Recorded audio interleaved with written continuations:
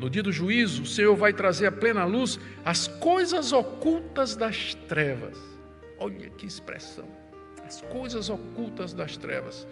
São pensamentos e motivações noturnos, subterrâneos, que não são visíveis a olho nu, mas o Senhor conhece.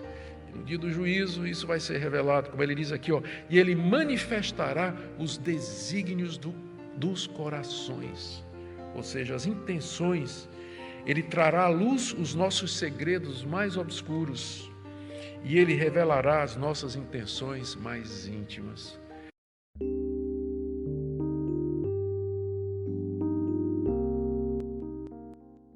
Contudo, Paulo sabia que o coração do homem é um poço escuro. A gente não consegue enxergar. Eu sei que vocês têm essa experiência de não conseguir discernir com clareza o motivo pelo qual você está fazendo alguma coisa. Às vezes parece claro, às vezes brilha com mais intensidade, mas algumas vezes o nosso coração está simplesmente em trevas. A gente não percebe que por detrás daquilo que nós fazemos existem motivações que nem sempre são claras. Só existe uma pessoa que conhece o nosso coração. O profeta Jeremias disse: enganoso é o coração, extremamente corrupto, quem o conhecerá? E Deus responde: eu, Senhor, esquadrinho o pensamento, eu sondo os corações. O Salmo 139, o rei Davi, depois de falar a respeito da onisciência de Deus, ele diz: sonda-me, ó Deus, conhece o meu coração, prova-me e conhece os meus pensamentos, vê se há em mim algum caminho mau, guia-me pelo caminho eterno. Ou seja, Davi não confiava na avaliação que ele fazia de si mesmo e da sua própria confiança e na sua própria consciência. Ele pedia que Deus o sondasse. E aqui você tem o apóstolo Paulo dizendo a mesma coisa. Embora minha consciência não me acuse de nada, isso não quer dizer que eu estou limpo, isso não quer dizer que eu estou certo, que minhas motivações estão certas, porque só tem um que conhece as motivações do coração. E esse um haverá de julgá-las e expô-las no dia do juízo. Veja o que ele fala aqui a respeito, as conclusões que ele tira aqui no verso 5. Ele diz assim: primeiro, não julguem nada antes do tempo. Não julguem os pregadores, seus motivos e sucessos. Quando você diz eu sou de um, sou de outro ou daquele outro, você está fazendo um julgamento da motivação, você não sabe o que é que está por detrás. Você não sabe o que é que leva aquela pessoa a buscar a fama, o sucesso numérico, financeiro, você não sabe o que é que está por detrás. Então, não julgue ninguém, não faça comparações, não estabeleça um juízo final. É importante lembrar aqui que o apóstolo Paulo não está dizendo que nós não podemos julgar obreiros, porque ele acabou de dizer que o que se espera do obreiro é que o obreiro seja fiel. Então, o que nós podemos julgar são os atos externos, as decisões, as pregações, as escolhas, os atos, esses fazem parte do foro externo que está debaixo da jurisdição da igreja e da cristandade. Então, nós podemos julgar, sim, nesse sentido. Se aparecer um obreiro que não é fiel à palavra de Deus, não é fiel ao Senhor Jesus Cristo, é dever da igreja julgá-lo. O que nós não podemos entrar é no fórum íntimo da sua consciência, porque esse fórum, só Deus tem jurisdição sobre ele. Tem coisas que a gente não sabe, não conhece, e isso vale tanto para aqueles que fazem coisas que não parecem ser coisas fiéis, como aqueles que fazem coisas boas, mas o dia do juízo vai mostrar que as motivações não eram corretas. Que ele, no fundo, estava trabalhando para ele mesmo, para a sua própria promoção, estava buscando a sua própria glória, tudo isso disfarçado, de maneira que ninguém podia perceber. Por isso, Paulo diz, é prematuro você dizer agora, Apolo é o melhor, ou Paulo é o melhor, fulano, porque o nosso julgamento aqui sempre será limitado aos atos externos e às palavras que as pessoas dizem, a gente não conhece o quadro completo. Portanto, nada julguem antes do tempo, até que o Senhor venha. Aí, no dia do juízo, o Senhor vai trazer à plena luz as coisas ocultas das trevas. Olha que expressão. As coisas ocultas das trevas. São pensamentos e motivações noturnos, subterrâneos, que não são visíveis a olho nu, mas o Senhor conhece. E no dia do juízo isso vai ser revelado, como ele diz aqui, e ele manifestará os desígnios dos corações, ou seja, as intenções. Ele trará à luz os nossos segredos mais obscuros e ele revelará as nossas intenções mais íntimas. Por isso que Tiago disse assim: meus irmãos, não sejam muitos de vós mestres, porque todos tropeçamos em muita coisa e nós receberemos um juízo ainda maior. Receberemos um juízo ainda maior. Eu quero terminar aqui, queridos, com algumas aplicações práticas. A primeira delas é essa daqui.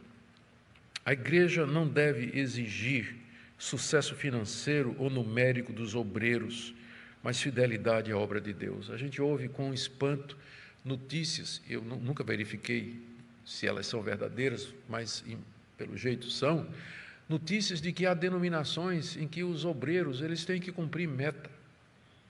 Eles têm que levantar, se eles não baterem meta, se eles não tiverem um determinado número de pessoas frequentando a igreja, ou não levantarem uma determinada arrecadação, então eles são, de alguma forma, prejudicados, ou eu não sei qual é a punição para isso.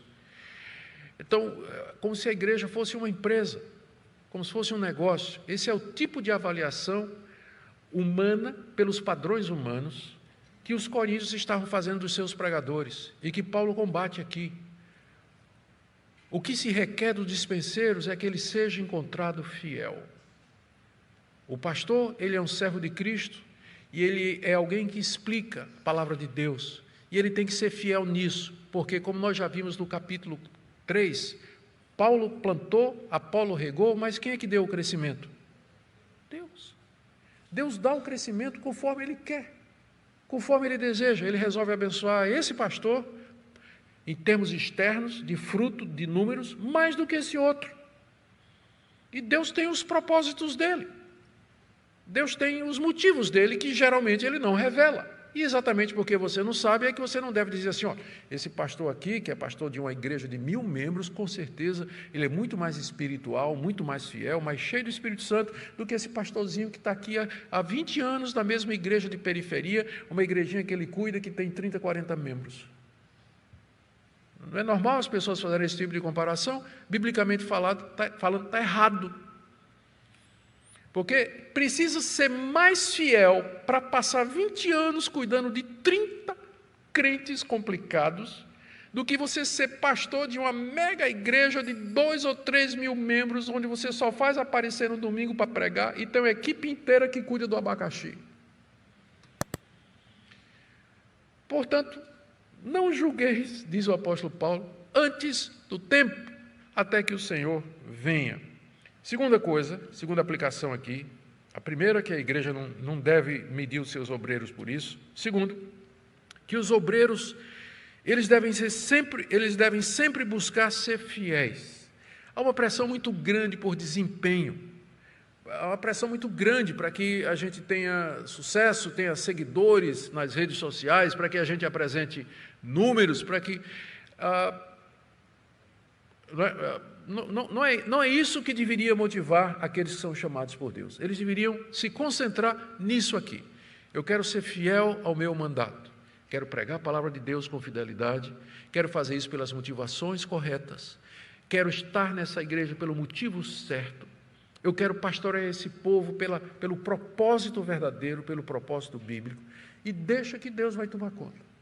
Deus vai e Ele costuma abençoar aqueles que são fiéis. Terceira lição que eu queria trazer aqui para nós é que, a respeito da nossa consciência. A avaliação da nossa consciência ela é importante, mas ela não é infalível. O fato de que você está com sua consciência tranquila não quer dizer que você está todo certo e que tudo que você fez está correto. Nesse caso, enquanto o Senhor Jesus não vem, e Ele é o juiz final, não custa você pedir a opinião de colegas. Por isso que é importante pastores trabalharem em equipe, uma equipe onde haja franqueza e sinceridade, em que alguém possa ver alguma coisa que não esteja vendo, porque a gente costuma julgar pela aparência e geralmente, ou muitas vezes a gente erra. Uma vez eu estava num voo, estava vindo dos Estados Unidos para o Brasil, depois de uma conferência lá, e eu tinha ido sozinho, estava lá no voo chato, 10 horas de viagem, não tem quem aguente isso lá, E na minha frente sentou um homem, uma mulher e um bebê. E a mulher estava na cadeira do meio do avião, e o homem estava do lado direito, né? E aí a criança inquieta, 10 horas de voo, né? Que criança aguenta isso? E a criança inquieta, ela não dormia, e a mulher tentando de alguma forma acalmar a criança, né? Pegava uma madeira, botava no neném, balançava o neném, não chora, neném. E o que mais me irritava é que o homem estava lá, estava assistindo filme, e aí a raiva começou a crescer dentro de mim. Mas isso é um marido irresponsável, né? O cara não está fazendo nada. A mulher está aí se esforçando, em crise com o que está acontecendo aqui. Eu já estava me preparando para dizer alguma coisa, quando de repente a mulher se vira aqui para o cidadão e diz: o senhor podia pegar aquela bolsa que está aqui em cima do... Não eram casados.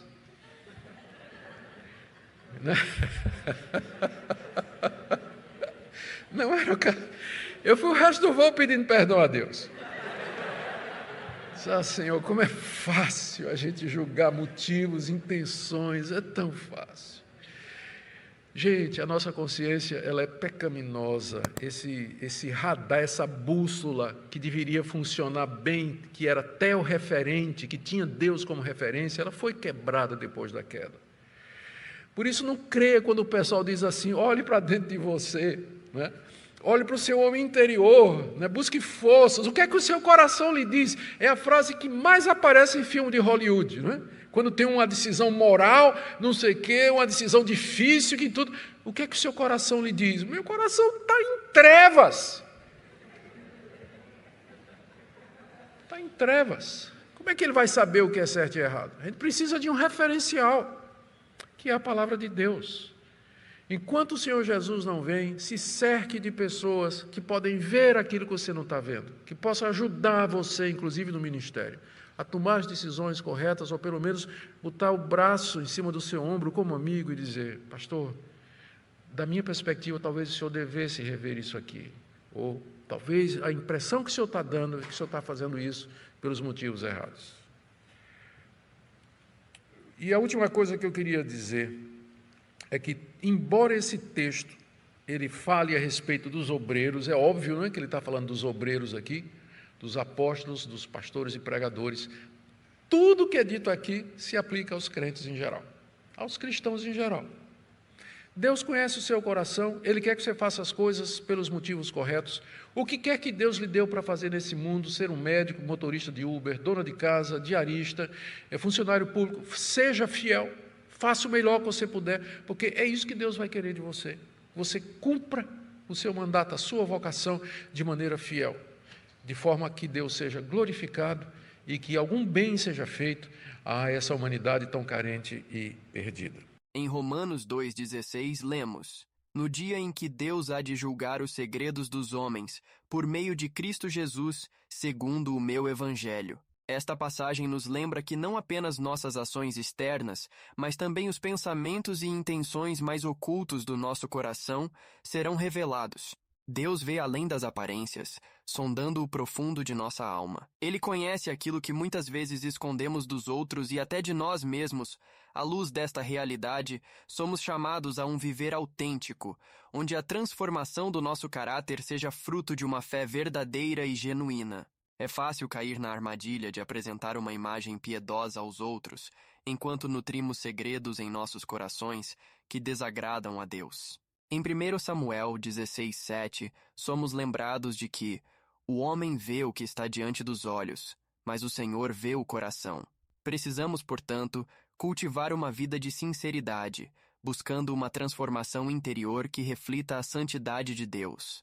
Jesus, em seu Sermão sobre o Monte, reforça essa necessidade de pureza interna. Em Mateus 5:8 ele diz: bem-aventurados os puros de coração, porque verão a Deus. A verdadeira pureza não é apenas a ausência de pecado visível, mas uma disposição interior de buscar as coisas que agradam a Deus. Devemos anelar ser aqueles que não apenas evitam o mal externamente, mas que permitem que o Espírito Santo trabalhe dentro de nós, revelando e purificando os motivos ocultos que podem estar desalinhados com a vontade de Deus. Além disso, o conhecimento de que um dia estaremos face a face com o nosso Criador no juízo final deve gerar em nós não apenas temor, mas também esperança. Para aqueles que estão em Cristo, o julgamento é uma confirmação do amor redentor que experimentamos através de sua graça. Em João 5:24, Jesus nos dá esta garantia. Em verdade vos digo que quem ouve a minha palavra e crê naquele que me enviou, tem a vida eterna, e não entra em juízo, mas já passou da morte para a vida. Esta promessa nos conforta, sabendo que nossos pecados foram cobertos pelo sangue de Cristo. Porém, a sabedoria de Deus nos exorta a não cairmos na complacência. Devemos permanecer vigilantes, vivendo em arrependimento diário e dependência da graça divina. Em Filipenses 2:12, Paulo nos adverte: desenvolvei a vossa salvação com temor e tremor. Este versículo nos lembra que, enquanto aguardamos o glorioso retorno de Cristo, somos chamados a crescer em santidade e a refletir seu amor e justiça. Cada decisão, cada pensamento, cada intenção deve ser submetido à luz da palavra de Deus. Finalmente, amados, devemos entender que o juízo final será um momento de revelação e retidão. Em Apocalipse 20:12 diz: e vi os mortos, grandes e pequenos, em pé diante do trono, e abriram-se os livros. Ainda outro livro foi aberto, que é o livro da vida. E os mortos foram julgados pelas coisas que estavam escritas nos livros, segundo as suas obras. Este cenário nos lembra que ninguém escapará da justiça divina. É um chamado ao arrependimento e à fé em Cristo, o único que pode interceder por nós.